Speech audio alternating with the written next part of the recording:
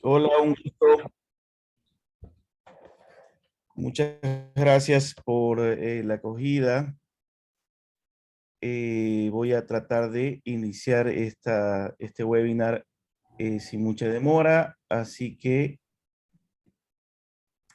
voy a compartirles mi pantalla. Perfecto, bueno, tenemos varios espectadores. Vamos a compartir también este video en YouTube. Así que quienes nos siguen a través del chat o en las redes sociales, por favor, para que lo puedan compartir para quienes no estén registrados en este momento. Bueno, no se vayan a ir muy antes del fin del webinar, porque tendremos una sorpresa para los que estén presentes al final. Entonces, si alguien tiene algo que hacer, etcétera, eh, y no es tan importante, les pido que se queden porque va a haber una sorpresa bastante interesante que la va a anunciar Paul. Pero bueno, eh, comencemos. Tengo un poquito de eco por ahí. Bueno, comencemos. El tema de hoy es monitoreo de CO2 dentro eh, del enfoque de IoT, es decir, monitoreo desde Internet, monitoreo remoto, básicamente lo que se hace con otras soluciones de IoT también, es decir, a través de una conexión de Internet, poder estar al pie del dispositivo, es decir, como si estuviera ahí monitoreando los parámetros, en este caso de CO2.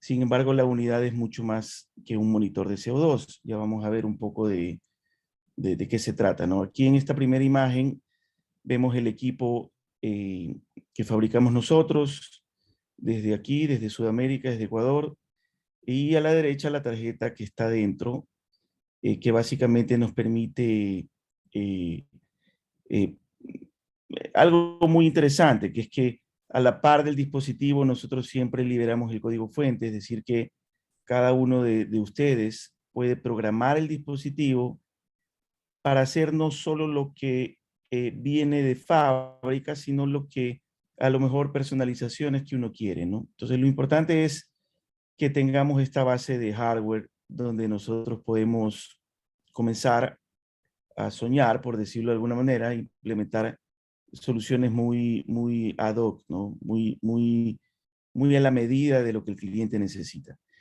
Y lo interesante también aquí es que eh, eso es algo que no usualmente se hace en otros productos. Si yo compro un producto cualquiera en el mercado, incluso un monitor de CO2, no es que yo lo puedo modificar.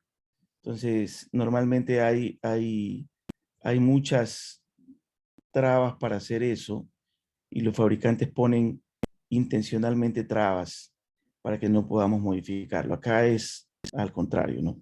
Vamos a avanzar entonces. Bueno, la importancia de monitorear el CO2, ya yendo con la primera diapositiva, vamos a explicar más adelante un poco de esto, un poco mejor dicho, de las bases científicas de esto y compartir algunos papers y artículos interesantes. Pero bueno, podríamos resumir con que el CO2 es un indicador clave de la calidad de aire en interiores. Esto no solo lo digo yo, sino que lo dice algunas autoridades que se encargan de normar los parámetros o los límites de la calidad de aire, como la EPA, que es la agencia eh, que regula la calidad de aire y el ambiente, digámoslo así, en los Estados Unidos. Afecta la salud, dolores de cabeza, fatiga, directamente relacionado con la carga viral. Eso se ha demostrado últimamente en lo que tiene relación con el COVID, en esencia, que es lo que nos tiene un poco preocupados ahora, pero en general con la carga viral a nivel general. Ya vamos a mostrar información de eso. Directamente relacionado con la toma de decisiones, ya vamos a mostrar también información de eso. Y es un indicador de la aglomeración de personas, es decir, en un ambiente cerrado, es un indicador de cuántas personas están y de que también está funcionando la ventilación del lugar donde está el aparato, ¿no? Bueno, esto es lo primero que lo mencioné antes, pero aquí un poco más gráfico. el impacto del CO2 en la toma de decisiones, porque es importante medirlo, más que nada en lugares donde la toma de decisiones es importante, como oficinas, como aulas de clase, donde necesitamos que el alumno esté atento, ¿no? Entonces, en cada diapositiva donde mencione datos científicos voy a dejar un vínculo de referencia, porque estas diapositivas las voy a compartir al final. El vínculo de referencia está en la parte inferior derecha de la diapositiva. Entonces, por ejemplo, yo aquí le doy clic y veremos cómo me voy directamente al paper o a la referencia científica. Y entonces luego nos podemos descargar el estudio científico y leerlo, ¿no? Este es un estudio científico mencionado, no es el único, pero es mencionado en algunos artículos de medios internacionales, incluso New York Times, o de ese nivel, ¿no? Entonces, básicamente lo que dice es, voy a volver a la diapositiva, que muestra una correlación, bueno, no es el único estudio también, tenemos otros, pero muestra una correlación entre la toma de decisiones, incluso la retención en corto plazo, con el nivel de CO2. ¿Ok? Nosotros, para entender un poco estos gráficos, tenemos niveles altos de CO2, por ejemplo, 2.500 partes por millón, el cuadradito lila, tenemos el triangulito naranja con 1.000 partes por millón, y tenemos un nivel en verde, o un semaforito en verde, es decir, que son niveles bastante aceptables, de 600 partes por millón, señalados con un circulito verde. Entonces vemos que en las pruebas, por lo general, los circulitos verdes están arriba,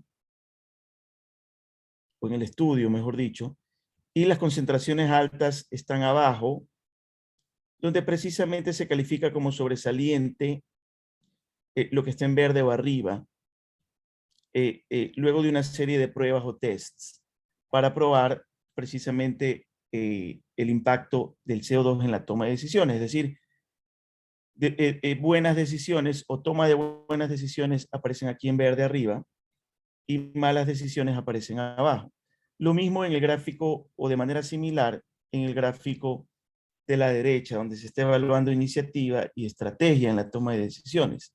Entonces, vemos una directa relación bastante demostrable eh, eh, de la toma de decisiones, del impacto en la toma de decisiones con el CO2.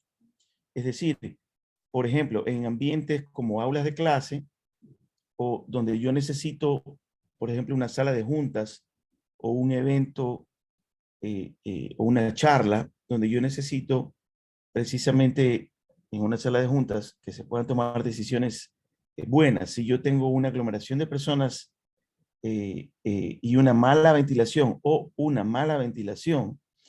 yo podría estar incidiendo directamente en esa toma misma de decisiones. Entonces, es algo interesante que tener en mente, ¿no? Entonces, esto es un impacto negativo, se puede decir, en la toma de decisiones. Ok. La relación entre el CO2 y la carga viral, eso se ha hablado muchísimo, ahora último, con el asunto de la pandemia, podemos ver eh, que hay una relación directa entre la acumulación de CO2 y la carga viral, es decir, no es que yo tengo aquí un detector de COVID, yo lo que estoy diciendo aquí, o lo que dice este estudio, es que si yo tengo una concentración alta de CO2, la probabilidad de que exista una elevada carga viral es muy alta. ¿Por qué? Básicamente por un asunto de lógica, ¿no? Que se demuestra ya con números en el estudio. Y el asunto de lógica es que el CO2 es un producto de desecho de los seres vivos. Entonces, si yo tengo seres humanos en un restaurante y estos seres humanos están produciendo desecho, como desecho el CO2, entonces si esos niveles aumentan, quiere decir que tengo una aglomeración de personas grande, o también que tengo una mala ventilación. cualquiera de las dos cosas que ocurra, ya sea la aglomeración de personas o la mala ventilación, van a promover un aumento en la carga viral. Es decir, van a producir que la probabilidad de que haya un contagio de COVID sea mayor. No es que va a garantizar que eso ocurra, pero al aumentar la probabilidad, sin duda, hacemos más probable que nos contagiemos no solo de COVID, porque este no es un estudio centrado en COVID, sino de cualquier virus que esté en el ambiente, ¿no? Aquí vemos también un vínculo de referencia. Lo he visitado. Entonces, este es un artículo que publiqué justamente para citar fuentes, ¿no? Aquí vemos una de ellas, de Diario El País. Aquí hemos extraído un comentario importante de la comunidad científica. Podemos leerlo en el artículo del País. Luego, vemos también otras referencias. Y al final, iniciativas en el mundo que se están desarrollando con éxito en Canadá, en Buenos Aires, en Valencia, España, etcétera, ¿no? Entonces, les dejo eso también al final cuando les compartamos la diapositiva, pero aquí tienen esa referencia y también referencia al estudio científico donde se cita este gráfico. Bueno, importancia entonces, hasta aquí, hasta aquí, en base a lo que hemos visto, importancia entonces del monitoreo del CO2 en aulas de clase, que hablábamos que tiene que ver mucho con el rendimiento y la concentración. Pero bueno, los niños son más vulnerables a los efectos de la pobre calidad de aire, eso lo dice la EPA, no es que lo he puesto aquí porque se me ocurrió. Tienden a un bajo rendimiento y exposiciones prolongadas a altas concentraciones pueden causar algunas cosas. Ya vamos a ver más cosas, pero entre ellas el asma. Y bueno, ya hemos visto lo que tiene que ver con la carga viral y el COVID. Entonces, ahora que estamos retomando precisamente la presencialidad y el regreso a clases, es bastante importante tener en cuenta este indicador que es el CO2. Bueno, este es un párrafo que he extraído literal del artículo del País, donde el artículo en conclusión o en resumen cita un petitorio de la comunidad científica a la comunidad europea en relación con el CO2 y la pandemia que hemos vivido. Y lo que dice es, la medición del CO2 es la mejor, si no única solución tecnológica de bajo coste disponible para verificar en cada momento si la ventilación es suficiente o si es necesario incrementarla. Entonces, bueno, ese es el resumen en general de lo que he estado diciendo, ¿no? Aquí también dejo un vínculo, esta vez no le voy a dar clic, pero lo dejaré en la presentación para que ustedes le puedan dar clic o visitarlo como referencia. Edgar, Bueno, hagamos y ahora entrando, una pausa perdón, breve de un par de segundos. Quería comentarles que pueden ir dejando sus preguntas en la sección de preguntas o incluso en el chat. Veo que hay alguien que ha levantado la mano. Lorena, si gustas puedes escribirnos tu pregunta con todo gusto y la vamos a responder cuando Edgar culmine la presentación. Adelante, Edgar. Disculpa por la interrupción, pero me pareció importante mencionarlo. bueno, saludos, estaba viendo la lista de participantes, saludos a algunas personas que no veo hace tiempo, por ahí a Ludwig, etcétera, ¿no? Bueno, continúo. Ahora sí, entrando en materia, tipos de sensores de CO2 disponibles, tecnología disponible en el mercado. Vamos a ir un poco de menos a más. Lo primero es lo que se llama CO2 equivalente, o una tecnología que se llama MOS, es lo mismo, que hace, en resumen, se puede decir que si yo detecto ciertas partículas que no son CO2, sino iones de hidrógeno y otras cosas, yo podría inferir la cantidad de CO2. Entonces, Esos son los sensores menos precisos que hay, pero son los más baratos. Entonces, por eso pongo ahí precisión baja, costo bajo. Los sensores electroquímicos o celdas galvánicas, precisión media, eh, se deterioran, digamos que en el tiempo, tienen un tiempo de vida, se puede decir que relativamente corto, 1 año, 2 años. El costo está relativamente bajo. Sensores fotoacústicos o PAS también se le llaman, precisión alta, ya su costo se eleva un poquito, y sensores NDIR, que tienen una precisión muy alta y su costo ya varía en un amplio rango. Y ese es el sensor que tenemos en la unidad que les estamos presentando hoy. ¿Okay? Es decir, es un sensor de alta gama. Les dejo aquí la terminología para que puedan googlear un poco de qué se trata y les presento un poco cómo funciona un sensor NDIR. Básicamente yo tengo una cámara donde de algún modo puede ser por convección natural o puede ser por un pequeño ventilador, pero de algún modo yo hago entrar aire a esta cámara. Ese aire obviamente tiene CO2 diluido. Y una vez que tengo confinado el gas en ese espacio, yo proyecto un haz de luz infrarroja y esa luz infrarroja es detectada por un detector. ¿Ok? Tengo un detector de absorción y tengo un detector de referencia. El detector de absorción es lo mismo que el detector de referencia, simplemente tengo un filtro infrarrojo.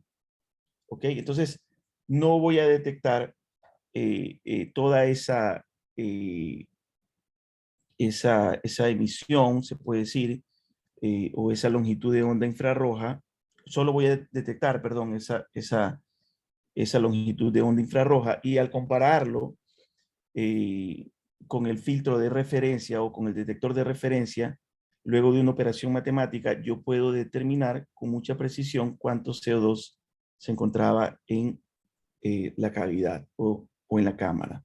Entonces, ese es el principio de operación de todos los sensores NDIR y precisamente el que tenemos dentro de la unidad que estamos mostrando, que es esta.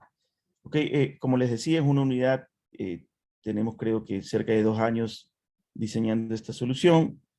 Es una unidad que ya vamos a presentar todas sus bondades, tecnología ecuatoriana, aquí en Sudamérica, hecho aquí.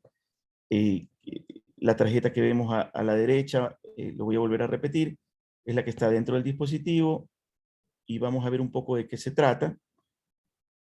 Esta es la solución U-Box para monitoreo de calidad de aire en interiores. No solo monitorea CO2, sino también por lo menos temperatura y humedad. Ya vamos a ver qué más. Esta es su pantalla, es una pantalla touchscreen resistiva de calidad, donde se puede apreciar en tiempo real una curva de evolución de niveles. De hecho, no sé si están viendo mi cámara, pero yo tengo una unidad aquí al lado mío. No sé si la pueden ver. Sí se ve con un pequeño reflejo. Bueno, Pero aquí sí, podemos ver algo que hay se un ve. gráfico. Ese gráfico es el nivel de CO2 actual. Luego voy a tratar de hacer una prueba, ¿no? Para ver cómo eso cambia. Bueno, en esta pantallita también podemos configurar el nivel de alertas, las alertas audibles. Por ejemplo, ya vamos a probar también si hay niveles altos de CO2, la unidad también puede comenzar a pitar, puedo configurarla para eso. Y también puedo desde aquí configurar el Wi-Fi y LoRa, que es un protocolo especial que tenemos que soportamos, mejor dicho, inalámbricamente, es decir, es un método de transmisión, una tecnología que me permite transmitir a larga distancia con muy bajo consumo, es decir, una alternativa al Wi-Fi, también es soportada. Ok, interfaz web, tenemos también una interfaz web. El dispositivo al inicio, cuando uno lo saca de la caja, se comporta igual que un ruteador de internet. Entonces yo puedo configurarlo a través de la web y en esta interfaz que es responsiva, por eso vemos un celular aquí, puede ser visitada desde un celular o desde un computador. Yo puedo incluso ver los parámetros también en tiempo real. Desde aquí configuro el Wi-Fi, es decir, lo puedo conectar a mi ruteador para que el dispositivo comience a transmitir, y puedo conectarlo a Internet también para que se pueda recibir la información en Internet, ¿no? Viene equipado con conectividad a la nube, puedo configurarlo con Google Cloud, a Amazon AWS o con la nube propia de Ubox, que vamos a ver algo de eso más adelante. También puedo instalarle un opcional que es monitoreo de material particulado, básicamente para identificar material suspendido o partículas. Pueden ser polen, ceniza, ácaros, esporas, polvo, etcétera, ¿no? Su principal utilidad es la identificación de agentes que puedan producir alergias. Por ejemplo, si yo en una oficina tengo funcionando el monitor, yo puedo determinar a lo mejor que ciertos días a la semana hay cierta actividad, puede ser a lo mejor la limpieza de la oficina, que produce una cantidad de partículas que va más allá de la norma, y por lo tanto yo necesito eh, reagendar a lo mejor esa actividad en otra hora o hacer una pausa, no sé. En lugares donde hay afluencia de público es más importante. Por ejemplo, en salas de cine. En salas de cine a veces puede ser que ciertas salas de cine contengan alfombras. Estas alfombras retienen polvo cada vez que la gente camina, se levanta ese polvo y entonces vemos personas estornudando. O puede ser que el hongo, producto de la humedad, a lo mejor algún asistente a la sala de cine riega cola, riega agua, y con el tiempo esto está produciendo moho y está volviéndose un ambiente propicio para que se eh, reproduzca el hongo. Entonces, si esas partículas terminan en el aire, las podemos detectar con un detector de bastante precisión, que usa básicamente una tecnología láser, y podemos detectarlo y prevenir eh, eh, tener un aire no apto para las personas. Normalmente esa prevención debería estar normada o debe estar normada. La autoridad local, dependiendo de la ciudad donde estemos, debería tener una norma, es decir, en el peor de los casos, ese local, si es, si es público o si es de uso público, podría ser multado, ¿no? Y si es una oficina, pues bueno, la idea es garantizar la salud de los empleados de esa oficina y que no, al menos los que son propensos a alergias. Bueno, consecuencia del material particulado según la EPA, esto también dejo aquí el link de referencia, lo tenemos en la parte inferior derecha. Es decir, lo que ven aquí lo he copiado del sitio de la EPA. De hecho, mejor veámoslo allá. Ok, es esto de aquí. Si ustedes se fijan. Dice efectos del material particulado sobre la salud y el medio ambiente. Y entonces vemos que entre los efectos se citan la muerte prematura de personas con enfermedades cardíacas o pulmonares, infartos no mortales, latidos irregulares, asma agravada, función pulmonar reducida, síntomas respiratorios aumentados, etcétera, ¿no? Entonces, eso entre lo más grave, se podría decir. Pero bueno, la idea es precisamente prevenir. La prevención es la idea de este dispositivo. Bueno, algo más, ya voy terminando, algo más con respecto a las personas que tienen conocimiento de sistemas de aires acondicionados. El dispositivo también soporta de manera opcional protocolos industriales. Esos protocolos industriales, por ejemplo, aquí tenemos dos, Modbus y BACnet, nos permiten controlar aires acondicionados ya de edificios o de centros comerciales para yo poder regular la ventilación. Es decir, el aire acondicionado podría saber que existe una alta concentración de partículas o una alta concentración de CO2 y activar el sistema de ventilación. Aquí muestro un grafiquito donde el CO2 está arriba, ¿no? ¿Verdad? Las partes rojas indican que hay una concentración alta de CO2. Entonces se ve que cuando está llegando a esa concentración alta, se inicia un proceso ventilatorio en el sistema de aire acondicionado y estos niveles bajan a un rango saludable y luego que termina la ventilación, esto vuelve a subir. Entonces la idea es que se pueda controlar los sistemas de ventilación de centros comerciales, edificios de oficina, incluso hogares, para mantenerlo dentro de rangos saludables. Y bueno, para finalizar, antes de entrar a las preguntas o ver el equipo a lo mejor un poco más de cerca, algunos escenarios donde puede ser usado, algunos lugares, bueno, restaurantes, eh, eh, algo medio obvio porque por la cantidad de personas, transporte público también, a veces tenemos en países donde existen redes ferroviarias grandes, se usa, y también tenemos aquí nuestro sistema de transporte público en la capital también, donde a veces no se abren las ventanas y se tiene aire acondicionado recirculando.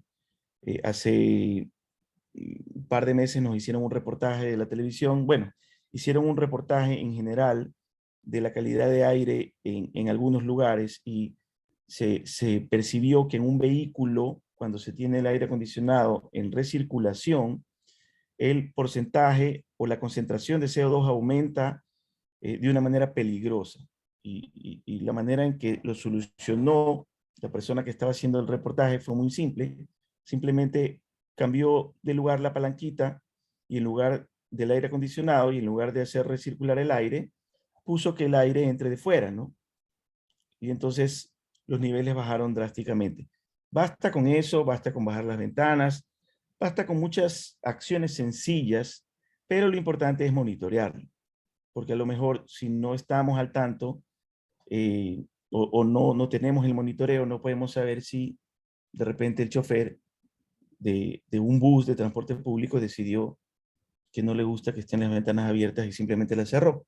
No tenemos manera de darnos cuenta de eso a menos que lo monitoreemos. Otros escenarios son oficinas, hogares, obviamente, consultorios y hospitales, terminales y aeropuertos, eventos donde hay una concentración alta de personas y a veces los sistemas de ventilación no se dan abasto. Bueno, malls o patios de comida, etcétera, ¿no? Creo que eso es más o menos, sí, así es. Eso es lo último de mi presentación. Entonces no quería hacerla larga, quería hacerla así compacta.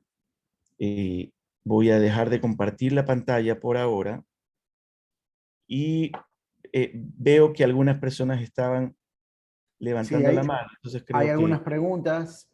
Bueno, antes de pasar a las preguntas, Lorena Lascano, vemos que tienes levantada la mano. No la quise bajar, pero la tenías levantada desde el inicio.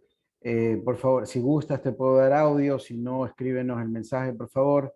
Mientras nos respondes o nos indicas la pregunta, voy a pasar con otras preguntas para irlas respondiendo en vivo, ¿no? Bueno, hasta mientras voy a mostrar algo, ¿no? Hasta que vayas leyendo esas preguntas. Esta es la interfaz en la web desde donde estoy monitoreando el dispositivo. Aparte de la pantallita, ¿no? Aquí está el dispositivo. No tengo un valor necesariamente o excelente aquí. Hay un número, habrán unas 15 personas en esta oficina en este momento. El nivel más saludable se puede decir que es 400 partes por millón de CO2, porque eso es lo que hay en el ambiente, es decir, al aire libre. Ahorita yo tengo 700 algo. Vamos a ver qué pasa si yo respiro directamente en la unidad.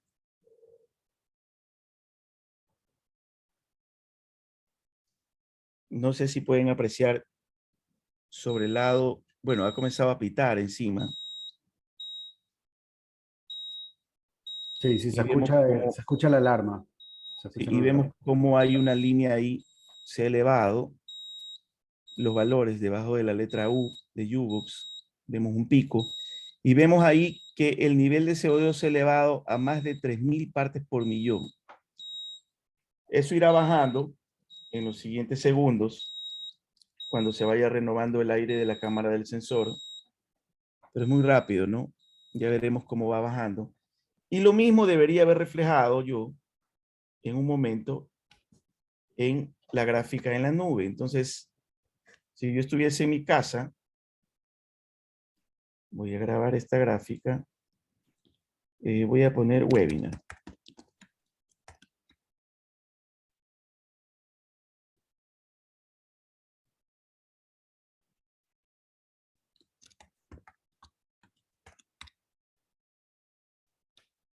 Ok. Y aquí vemos justamente el pico y vemos que dice valor 3.75K, o sea, 3.700 partes por millón. Y vemos que el pico ya ha bajado. Pero bueno, esta es la manera de monitorear desde la interfaz en la nube. Yo desde aquí también pudiese configurar una alarma. Pudiese configurar alarmas que me lleguen por mail, etcétera, aparte de la alarma audible que acabamos de escuchar. Paul, te doy paso porque tenías unas preguntas ahí Sí, sí, pendientes. hay bastantes preguntas. Yo también tengo preguntas. Entonces, eso quiere decir que hemos estado respirando bastante CO2 en carros, casas, simplemente lugares donde muchas veces estamos cerrados y no nos ponemos a pensar en la ventilación, ¿correcto? Sí, no, es un gas incoloro, entonces no lo podemos ver. La única manera de medirlo es midiéndolo, es decir, con un aparato especializado. Eh, Todo se puede asumir que un lugar está bien ventilado o se puede asumir que la aglomeración de personas o el número de personas no es tan elevado, pero lo adecuado es medirlo porque un lugar bien ventilado o mal ventilado puede parecer bien ventilado. O sea, no tenemos manera de ver este gas invisible. Entonces, la única manera es medirlo. Los efectos sí, a lo mejor se pueden sentir, a lo mejor muchos niños se duermen en el aula de clase y no sabemos por qué, todo el mundo está como con sueño o de repente se sienten con algo de náusea. Son posibles consecuencias de un CO2 elevado. Por ejemplo, no voy a nombrar a autoridades, ¿no? En particular, pero por ejemplo, en el pasado aquí se implementaron escuelas, una red grande de escuelas, y muchas de ellas, o la gran mayoría, con aires acondicionados. Entonces, en muchos lugares se cerraban las ventanas y se recirculaba el aire del aire acondicionado. Eso es un problema, porque al recircular el aire, yo estoy recirculando también el desecho de los alumnos en el aire, es decir, el CO2, y yo estoy aumentando la concentración de ese gas.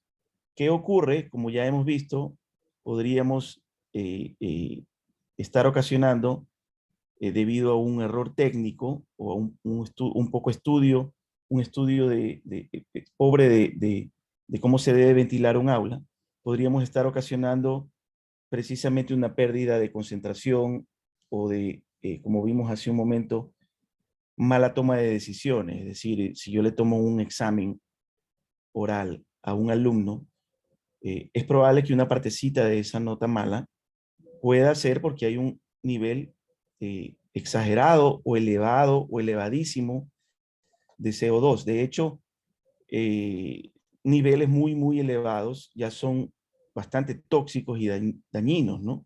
No se diga solo que perjudican la concentración. Entonces, bueno, sí, respondiendo a esa pregunta que me hace, sí, es un gas invisible y la verdad no lo podemos ver o saber a menos que lo midamos con precisión. Perfecto. Para no monopolizar las preguntas, voy a pasar con las otras preguntas. Por ejemplo, Ariel Armijos pregunta, ¿puedo hacerlo?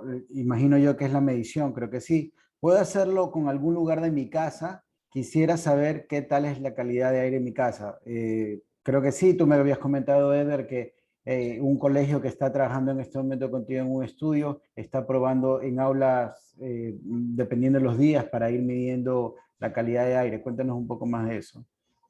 Más allá de eso, mi experiencia personal, yo llevé el dispositivo ayer a mi casa eh, y lo dejé en mi cuarto mientras lo estaba recorriendo la interfaz web para repasar un poco toda la funcionalidad que tiene. Y lo interesante es que se disparó el CO2.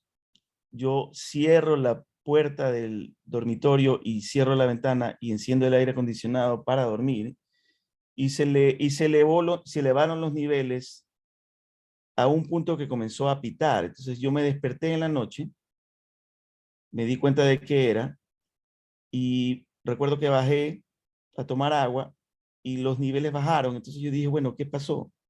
Si solo fui a tomar agua. Y el asunto es que abrí la puerta del dormitorio.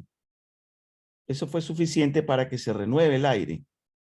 Entonces sí, seguramente se puede notar la diferencia si yo lo pongo en una sala o en una habitación o en un comedor. Es bastante, o sea, la sensibilidad del dispositivo nos da para poder detectar cosas que antes no eran evidentes y que ahora, por ejemplo, para mí son evidentes, ¿no?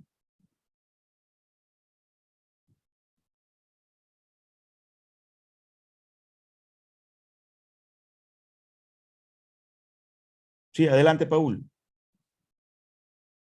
Sí, estaba en mute, mil disculpas. No, Leoman Vargas nos dice, no alcancé a escuchar el tipo de sensor que utiliza el dispositivo. ¿Podrías mencionarlo de nuevo, Edgar? Sí, es un sensor NDIR. Perfecto. Eso lo contestó justo Víctor González también hace un momento. Muchas gracias, Víctor. Alejandro Canadesi, bienvenido, Alejandro. ¿Al sensor le afecta el polvo? ¿Hay que hacer algún mantenimiento de limpieza regular? Se refiere justo al sensor que es para la medición de partículas, ¿no? Bueno, al de particulado, claro, o sea, no vamos a decir que le afecta, pero precisamente tiene que entrar el polvo para poderlo medir. La vida útil del sensor de particulado es mayor a 10 años. Nosotros usamos todos nuestros sensores, son de una firma europea, o sea, los elementos que miden, los elementos activos, se fabrican a través de la empresa Sensirion y están conectados a la electrónica de nuestro aparato por dentro, ¿no? Entonces, son, en el caso del sensor de CO2, es un sensor NDIR, y en el caso del sensor de particulado, es un sensor de láser, así se llama la técnica, y digamos que tiene un microventilador embebido que hace que justamente absorbe las partículas y las lleva hacia el área de sensado. Las partículas, si es que mañana cae ceniza volcánica, vamos a poderlas ver. Sin embargo, obviamente si yo abuso de esto, lo podría dañar, ¿no? No lo puedo tener, por ejemplo, este es un sensor que yo no lo podría tener en una mina, por ejemplo. Es un sensor para espacios de oficina, malls, salas de cine, pero no de grado minero. Por ejemplo, este no es una unidad IP67, IP68, entonces tiene su límite, ¿no? Gracias, Edgar. Carlos Afanador nos pregunta, ¿el dispositivo incluye los sensores PM10, PM4, PM2.5? Me parece que lo que quiere entender un poco es en qué rango está, ¿no? No, el dispositivo tiene ese sensor como opcional.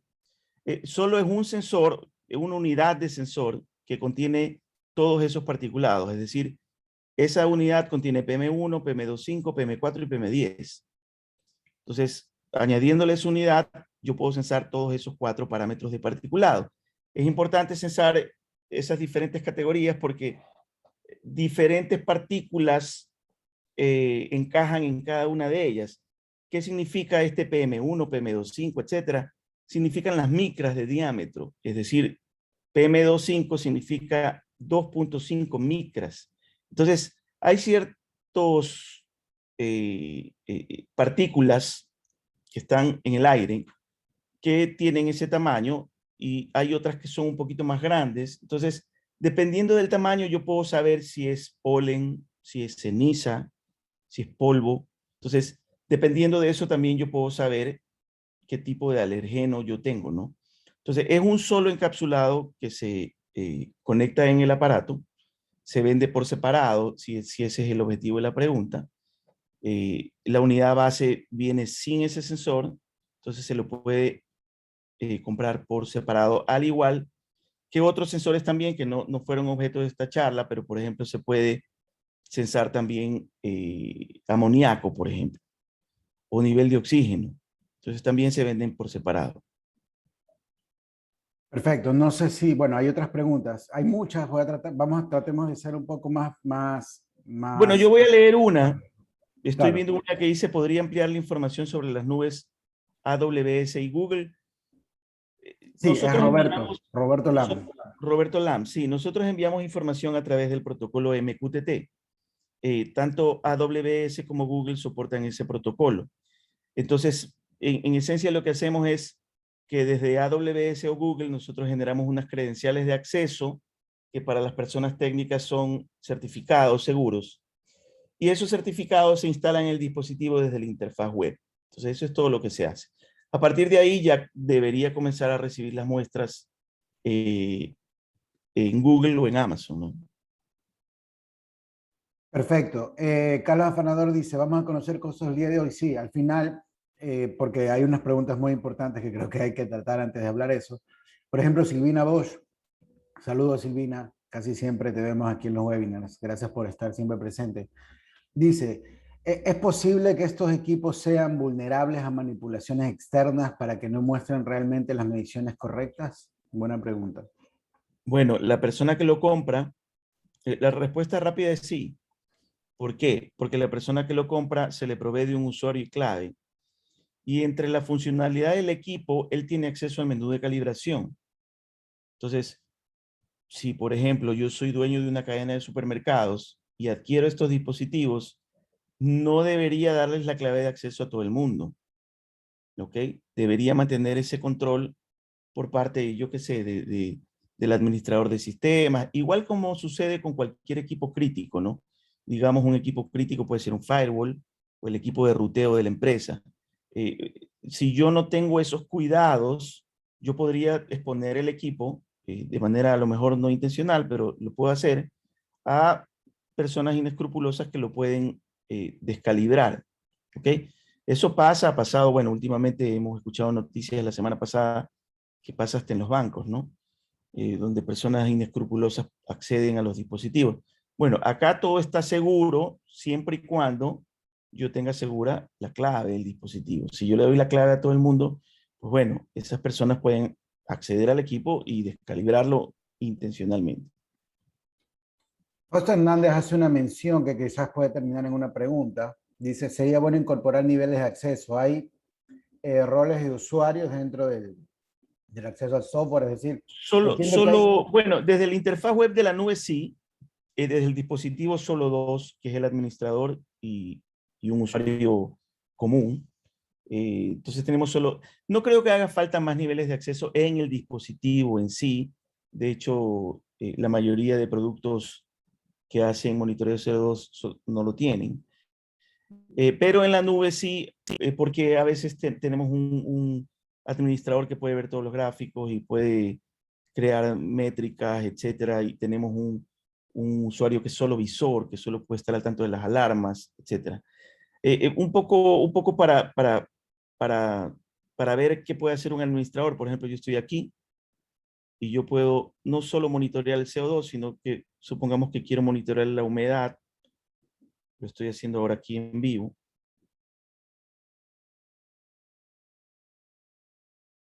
Entonces yo he creado un gráfico aquí que se llama humedad. ¿Ok? Entonces estoy viendo aquí ya dos cosas. Estoy viendo la humedad y el CO2. Si lo quiero poner más bonito, puedo cambiar colores y eso, ¿no? Eso lo voy a hacer aquí rapidito. Listo. Entonces, bueno, aquí tengo la humedad en lila y aquí tengo el CO2. Miren que cuando soplé, también la humedad aumentó. Si ven este pico. Y estos ciclos que se ven aquí, muy probablemente sean los ciclos del aire acondicionado. Es decir, el aire acondicionado también corrige la humedad, ¿no? Entonces vemos que, vamos a ver cada pico. Este está a las 11 y este está a las 11:15. Miren, aproximadamente cada 15 minutos hay un ciclo de aire acondicionado. Eso es interesante. Entonces, bueno, un poco para jugar. Podemos ver también la temperatura. Vamos a jugar un poco con la temperatura. Tengo algunos parámetros aquí.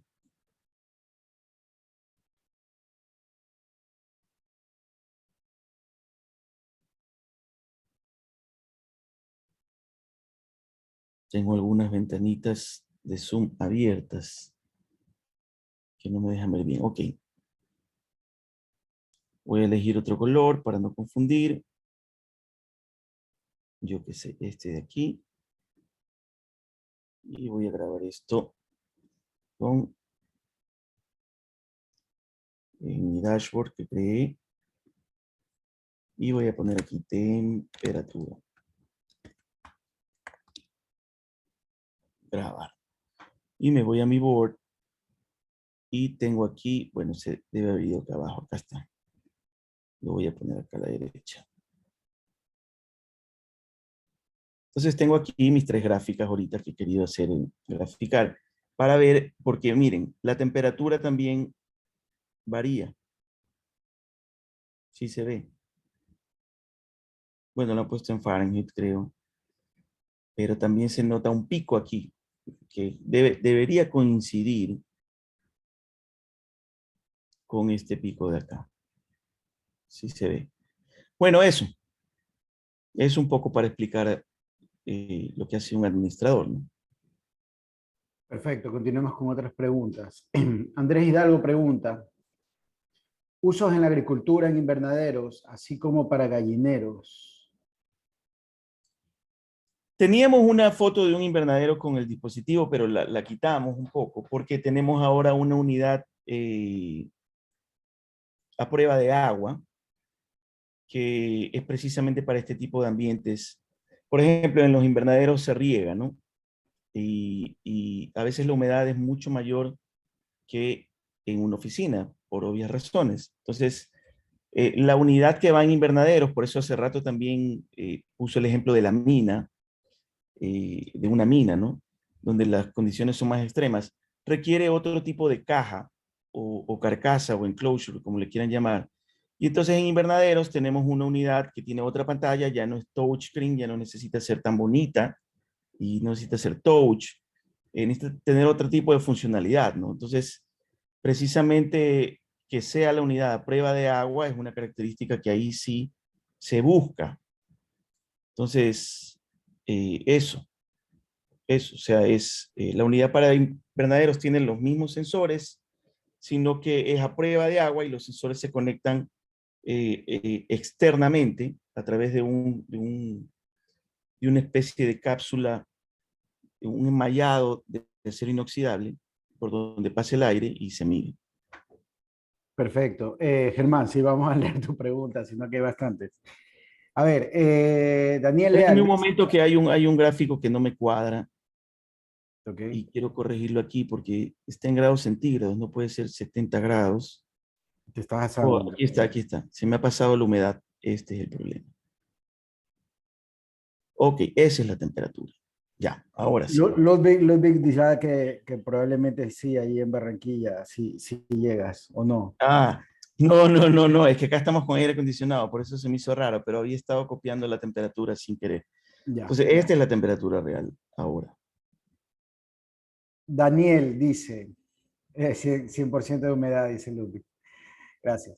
Daniel Leal dice, si tengo que monitorear una empresa con 10 salones, ¿existe una central de monitoreo? ¿Cómo lo gestiono? Bueno, se está viendo que se puede hacer a través de nube, pero la pregunta creo que iría más dirigida a si puedo hacer un monitoreo central de varios equipos dentro de un solo Sí, recinto. claro. Así es, así es. O sea, nosotros le damos al usuario, al cliente, un usuario y clave. Él entra a la interfaz y desde ahí puede administrar uno o más dispositivos. Perfecto. Daniel dice, tengo varios clientes hospitales, ¿cuál es el costo para Argentina? Con gusto lo podemos revisar ahora después. Daniel, te podemos escribir. César Jaramillo está con nosotros aquí, él te puede contactar también. Bueno, Obvio Paul que tenía una noticia de un precio especial para quienes estén en el webinar de hoy. sí, Eh, adelantándonos un poco a lo que queríamos hablar, bueno, ya que lo has mencionado, Carlos Afanador nos preguntaba sobre los costos. El equipo pues, tiene un valor de, ¿cuál es el precio final? MSRP, Edgar, no lo sé de memoria, disculpa. creo que está, bueno, yo tampoco, creo que César es el nombre, pero está en 320, si mal no recuerdo. Y No, vamos a dar un precio especial. ya lo recordé, es 330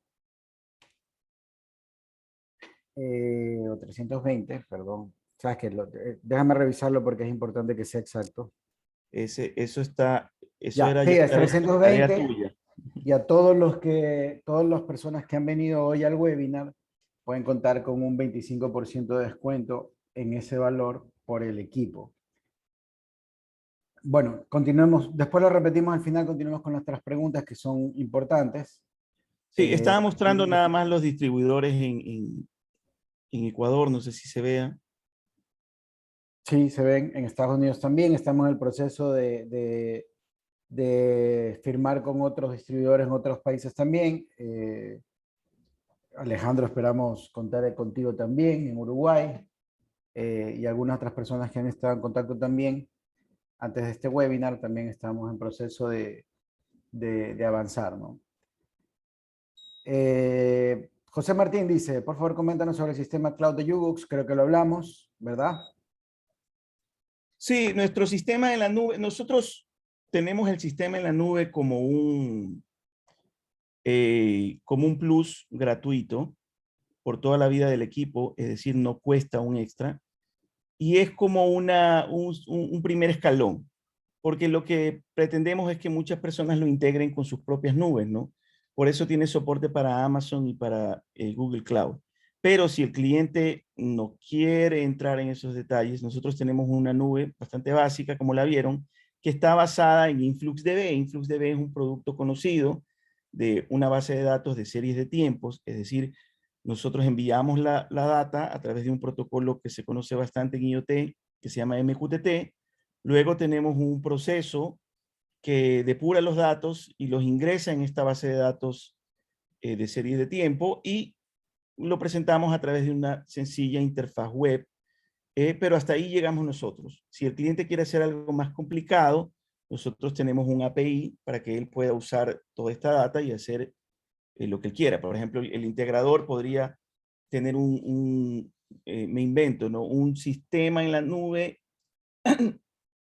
de administración centralizada de aires acondicionados o un sistema en la nube de administración centralizada de invernaderos o un sistema inteligente en la nube con inteligencia artificial de riego automatizado de invernaderos. Todas esas cosas ya son desarrollos que los hace el integrador. Y nosotros lo que proveemos ahí son herramientas. Podemos guardar la data por él, podemos enviar eh, el monitoreo a un servidor que él desee y ese tipo de cosas, ¿no?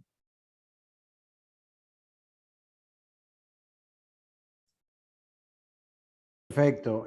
Julie, hola Julie, ¿cómo estás? Me comentaba, ¿no será que esos valores que salieron están atados a lo que tú soplaste, el dispositivo se quedó ahí?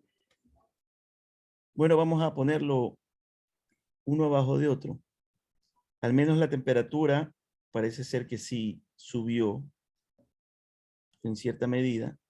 Lo obvio parece ser que con mi aliento sí inyecté CO2 bastante y humedad. Eso sí parece ser obvio. Lo voy a hacer de nuevo, ¿no? Veamos qué pasa.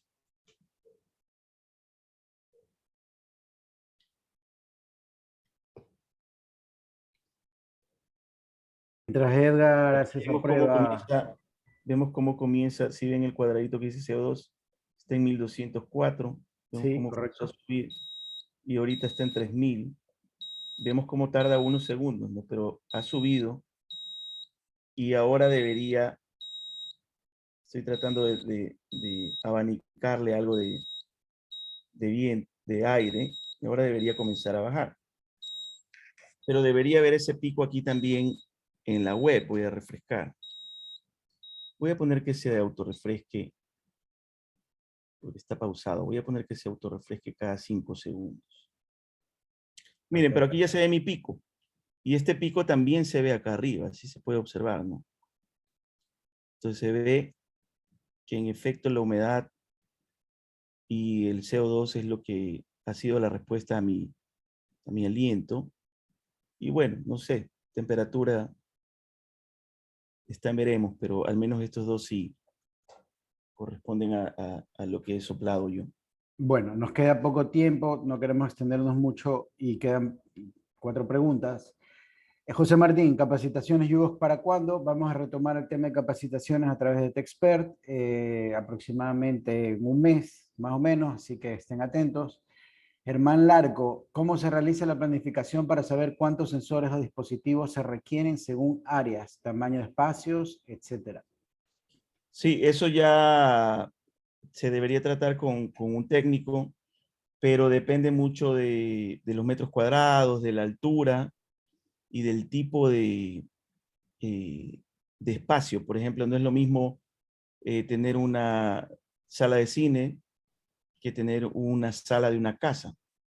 En una sala de una casa no tendré la misma aglomeración, entonces probablemente yo pueda abarcar más metros cuadrados y en una sala de cine a lo mejor necesite tener más de un dispositivo. Entonces, todo eso debería hacerlo ya un técnico. Tenemos algunos distribuidores que tienen personal expertos ya en calidad de aire que pueden asesorar seguramente. Y para consultas técnicas de este tipo o sencillas, nosotros encantados también podemos asesorar directamente. Si es que se trata de un distribuidor, claro que tenemos soporte directo para los distribuidores. Y si se trata de un cliente final, lo que le recomendamos es ir a un canal, un distribuidor o a un revendedor y que este revendedor proporcione la asesoría, el dimensionamiento de cuántas unidades se necesitan para un lugar determinado, ¿no? Sí, como para ayudar a responder esa pregunta, el otro día conversaba contigo sobre qué área más o menos sería adecuado decir que se puede colocar un equipo. Tú me habías dado un valor. Sí, si tuviésemos que dar un valor, digamos, como se dice aquí vulgarmente, al ojímetro, sin preguntar mucho más, sin preguntar nada, normalmente yo en la cabeza tengo siempre 60 metros cuadrados. Entonces, sin preguntar altura y otro tipo de- de información muy detallada, podría decir eso como referencia o como en otros lados le dicen un ballpark.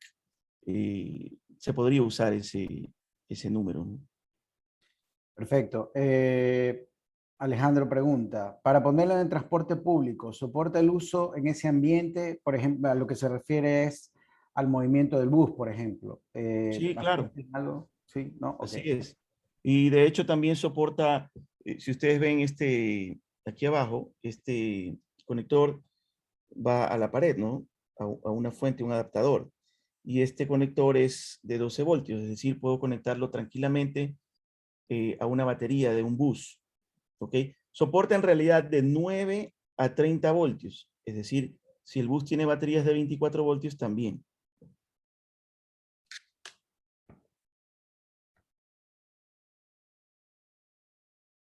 Algo más para distribuidores. El dispositivo es hecho completamente por nosotros, desde el diseño de la caja de aluminio, etcétera, ¿no? ¿Qué les quiero decir? Que eh, o este acabado, este front panel que está aquí, puede ser personalizado dependiendo del número de unidades. Y el LCD puede ser personalizado también para que tenga el logo del distribuidor y no el logo de Ubox. Entonces, por eso es que las unidades las ven aquí o se entregan por lo general sin un logo marcado en la parte plástica que va encima del aluminio, porque eso puede ser personalizado dependiendo del distribuidor. O sea, el distribuidor a lo mejor quiere que salga su logo, pues entonces nosotros entregamos las unidades con su logo. Perfecto. Ariel Armijos pregunta, ¿el dashboard que utiliza cómo se llama? Creo que ya lo mencionaron. Paso un momento. Nosotros usamos el dashboard nativo de InfluxDB. Y la unidad está, como ustedes pudieron ver, la configuración es rápida, sencilla. Está totalmente integrada con la interfaz de monitoreo web. Entonces, es una solución, al menos la que nosotros damos, básica y fácil de usar. Si ya, a lo mejor, mejor dicho, a lo mejor en un próximo webinar podemos ver cómo conectarla a AWS de Amazon, o cómo conectarla a Microsoft, o cómo conectarla a Google Cloud, o cómo conectarla a otras nubes. Y ahí nos podemos complicar un poquito, pero esta explicación era más funcional que técnica. Entonces, trate de hacerla con nuestra propia interfaz nativa, simple de usar, pero usamos InfluxDB. Sí, voy a responder unas preguntas que creo que sí sé las respuestas y adicionar algo a lo que comentó Edgar ahora. Edgar y su equipo técnico están trabajando en un documento para hacer la parte de la conexión con otras nubes también, así que estará pronto en la página de Ubox. Algo a recalcar, que perdón, siempre lo recalcamos aquí en la oficina. Esta unidad es una unidad de monitoreo de CO2 de precisión. Esa es la definición. Hacemos hincapié en la palabra precisión porque también podemos entregar dispositivos que no son de precisión. O sea, como somos realmente fabricantes de soluciones, si llega un cliente y nos dice, yo no quiero un sensor de precisión, quiero un sensor de CO2 equivalente, también se puede hacer y el precio baja sensiblemente. Pero la unidad que nosotros promocionamos y es nuestra bandera es la unidad con sensor NDIR y sensor particulado de láser. Esa es la unidad de precisión, porque es lo que nosotros podemos fiar, o en lo que nosotros podemos confiarnos para un aula de clases o un mall, un sistema donde tiene que haber una seriedad y un respaldo detrás. Los sensores de CO2 equivalentes se usan, en Amazon hay muchos, se pueden comprar. Tampoco es que son muy baratos, pero se pueden comprar a lo mejor por un precio un poquito más bajo. Pero son eso, ¿no? Son unidades de sensores de CO2 equivalente o de tecnología MOS, y eso no es lo que usamos en esta unidad. Por eso hacemos hincapié en que se trata de una unidad con altas prestaciones, unidades, protocolos industriales, RS485, Modbus, sensores de precisión, NDIR, etcétera, ¿no? Perfecto. Armando Valladares, ¿funciona con batería? Sí, sí funciona con batería, es opcional, entiendo que se distribuye de manera opcional, aunque la fuente de poder viene con el equipo. Alejandro pregunta también, ¿el caso restaurante se puede complementar con un alcoholímetro? Podría ser, podríamos poner un sensor de alcohol también. No sé, honestamente no nos han hecho ese requerimiento antes. Entonces ahí Honestamente. la pregunta importante, Edgar, sería, ¿el dispositivo, este monitor, está en capacidad de recibir nuevos sensores? Sí, nuestra placa tiene 4 slots para poner sensores adicionales. Perfecto, eso es importante. ¿Qué más pueden medir? Dice Armando, bueno, los inputs creo que lo dijo Edgar, 4 Lo sensores. usual, lo que ofrecemos, mejor dicho, déjenme tratar de abrir nuestro listado. Ludwig menciona que para los equipos de fútbol un alcoholímetro. Buena idea. Para ponerlo en Bueno, los sí, camerinos. no está mal.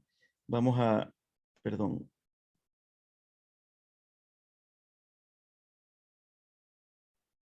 Perdón, se me hizo grande. Mientras Edgar avanza, voy a hacer un Bueno, comentario. al menos aquí estoy, no sé cómo volver al Gracias. tamaño normal, pero en todo caso tenemos sensor de material particulado, tenemos sensor de oxígeno, tenemos sensor de amoníaco. Esos son los sensores que nosotros vendemos. Si alguien quiere un sensor adicional, se puede poner, pero ya no tiene, o sea, el cliente lo tendría que proveer, nosotros no lo vendemos, nosotros vendemos esto que está aquí. Perfecto. Bueno, hemos llegado al tiempo. Bien rápido, si es que lo puedes responder rápido. ¿Qué microcontrolador utiliza? Si no lo podemos Nosotros dejar por usamos acá. un ESP32, que es bastante conocido, con capacidad de Wi-Fi, más de 200 MHz, dual core. Eso es lo que usamos dentro. Perfecto. Y voy a leer un comentario de Carlos Afanador, lo dejé para el final porque es un tema que bueno, no está 100% conectado, pero sí es algo que estamos trabajando también. Carlos dice, hola, buenos días, estamos en Cali, Colombia, tenemos una red LoRa de 19 gateways para un sector agrícola, ¿no? En cultivo de caña de azúcar. Tenemos nodos de potencial métrico, entiendo que es, temperatura, humedad, pluviómetros y otros. Estamos buscando opciones para la implementación de nodos. Con todo Chévere, sí, gusto. bueno, justo teníamos pensado de qué sería el próximo webinar. Yo creo que por la cantidad de preguntas y el interés, a lo mejor repitamos este, pero en todo caso, el tópico inmediatamente posterior a este será una unidad de agro con capacidad LoRa, que tenemos también nosotros. Bueno, justo tengo una aquí, pero la tengo empaquetada, es esta. Se puede ver aquí, acá arriba van las antenas. Ok, entonces de eso vamos a hablar precisamente de ese tema, ¿no? Aquí ya tenemos pluviómetro, tenemos anemómetro, tenemos veleta para viento, tenemos sensores de suelo, de conductividad eléctrica, de temperatura, de humedad, etcétera, ¿no? Perfecto, y alcanzamos a responder la última pregunta, que es de Armando Valladares. Dice, ¿hay forma de hacer reset al equipo? Se refiere a las condiciones de CO2. No, ¿por qué quisiera hacer reset? Armando, sí. Armando es... Sí, Bueno, Armando, ¿se no, puede ser? la respuesta es No. no. Para complicarme más en la respuesta, todo sensor, al menos de este tipo, que ya es un sensor más complejo, ¿no? Tiene la capacidad de recibir un comando de reset. Se puede programar. Como les dije al principio, nosotros precisamente le damos esa capacidad al distribuidor de que él pueda cambiar la funcionalidad del aparato. Y si alguien quiere implementar un botón de reset, no es ningún problema. Este sensor se autocalibra, no necesita el único escenario de reset que se me ocurriría es en el caso de que una falla de voltaje lo deje en un estado no responsivo, pero el reset criollo que nosotros aplicamos en cualquier equipo que compramos en donde sea, ¿no? En Amazon, invento, es este, ¿no?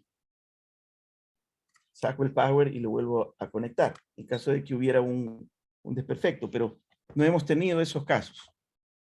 Pero a lo que quería ir un poco más ahondando en esa pregunta es que el usuario puede programar realmente la funcionalidad que él desee allí. Puede cambiar incluso la pantalla por completo, ¿no? Bueno, Armando comentaba en casos de saturación de CO2. Me atrevo a responder diciendo que una forma adecuada sería sacar el equipo a un lugar donde esté ventilado, ventilar, y eso inmediatamente debería bajar el nivel de CO2, ¿no? No, bueno, el sensor, voy a irme un momento breve a la página web nuestra. El sensor soporta un amplio rango de medición, ¿ok? ¿Qué quiero decir? Que eso no se debería saturar nunca. Es decir, si ya llega a esos niveles es ya envenenamiento. Estamos en un cuarto lleno de CO2. Entonces voy a mostrar el rango de medición para tener una idea. Yo ahorita el valor base es 400. Normalmente tenía 700, 700, 800. Y cuando soplé directamente llegué a 3000. Pero el rango de medición es hasta 40,000. No debería llegar nunca a un valor así. Entonces, bueno, creo que con Perfecto. eso contesto un poquito. Sí. Bueno, ya llega una última pregunta que la voy a topar ya y con eso cerramos. ¿Se puede adaptar al equipo para o sea, se puede adaptar al equipo para agregarle una medición de contaminación acústica como para ambientes de aprendizaje? Sí, ¿cómo? El equipo tiene un puerto RS485. Si me perdonan un segundo, traigo para mostrar cómo se hace eso.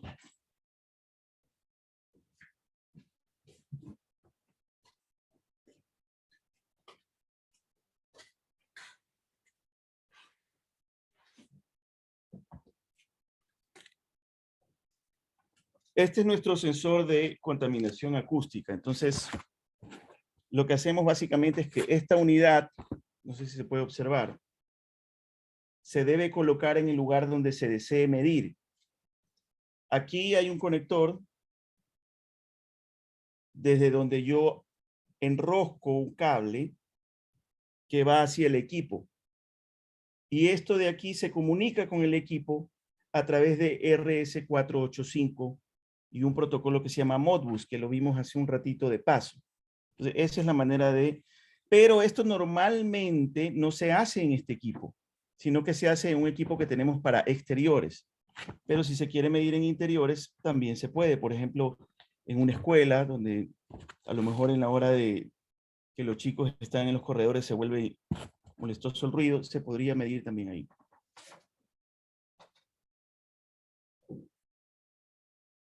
Bueno, con eso alcanzamos a responder todas las preguntas. Bueno, creo que hay una por ahí del tema de alarmas. Creo que sí lo tratamos. De todas maneras, muchas gracias a todos por haber venido a este webinar. Los que se quedaron hasta ahora, queríamos comentarles que hay un 25% de descuento en el valor del equipo, ¿no? Para ustedes. Vamos a escribirles por correo a los que estuvieron en la sesión y les vamos a mandar todos los detalles. Y para los que estén interesados en temas de canales, partners, distribución, César Jaramillo está aquí con nosotros. Él está tomando nota también de lo que hemos hablado y de lo que la gente ha expresado en el chat. Y bueno, contamos con ustedes. Muchas gracias, César. Bueno, muchas gracias a todos. Está siendo grabado este webinar. ¿Dónde va a estar disponible? En el canal de YouTube de OpenDirecto, que es YouTube/C/OpenDirecto. ¿Okay? Así que muchas gracias por venir a todos. Gracias, Edgar. Gracias, César, por gracias a Open Gracias a todos. Y lo esperamos pronto para el siguiente tema. Hasta luego. Gracias, Open Directo, por la invitación y gracias a todos los asistentes. Un abrazo. Hasta luego.